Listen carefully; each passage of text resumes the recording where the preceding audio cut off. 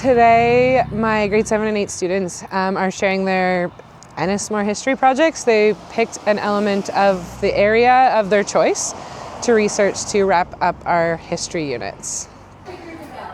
The students were really inspired. It kind of brought history to life for them and connecting it to their area and their family.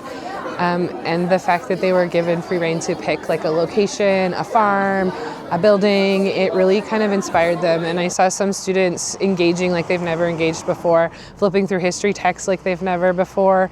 The Holy Land book in our library had not been taken off the shelf since I started here, and it was something that everyone was sharing, leaving sticky notes for other classmates and sharing tips about history. So they really jumped right into the projects. I'm teasing. Curtis, why did you do Robel Farms? Because my grandma, my great-grandma, my great-grandpa owned it. Okay. And so why is there a picture of a fire there? Because it caught on fire. When? August 20th, 2000. This is the original young settlers. Is that picture important? It's the FJ. This was the first house on the property that they first got before they won the lottery. This is the newest one right now. That's what it looks like right now. This was This is the one before it burnt down. Like this all burnt down. And I thought it was pretty cool, like how they built it in 2 months. They took them 4 days to put all the wood up, like that wood up. Because they had all these people like helping them like put it up.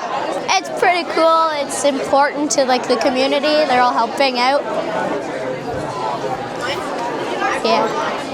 I did the Hallsman farm because I live there and I've always been curious about who is the original owner and why and who settled here first. My grandma owned it before my mom did, and that my Uncle Frank actually lived in it for a bit.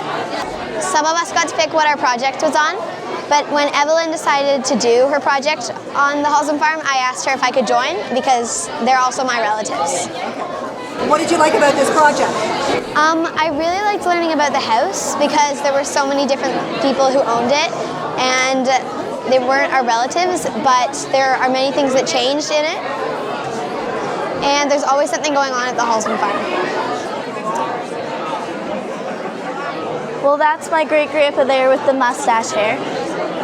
And then my great-grandpa is him, Joe Sullivan.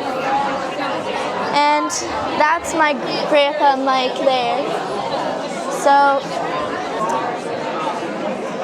And that's my great uncle and I think cousin who own the store now. I didn't know there were so many different people that owned it. And I didn't know that they used to sell hardware and more groceries than they do now. And they used to sell salt blocks for cows. The priest of Downeyville used to have to come to Ennismore till Ennismore got a priest. He'd have to walk and canoe for hours to get here for every other Sunday so he could celebrate Mass. There has been 20 priests that have served at St. Martin's. There has been 3 churches in Ennismore, and the first priest that has ever served at St. Martin's was named William Camatern.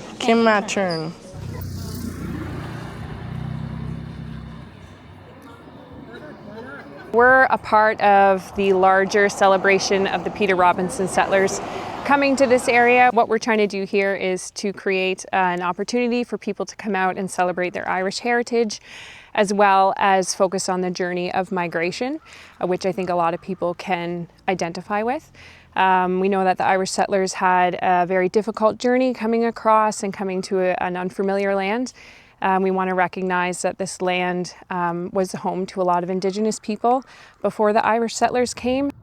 And the Indigenous people in the area contributed to the survival of the Irish settlers when they arrived with their knowledge of the land, and their presence continued to help develop this area to what it is today.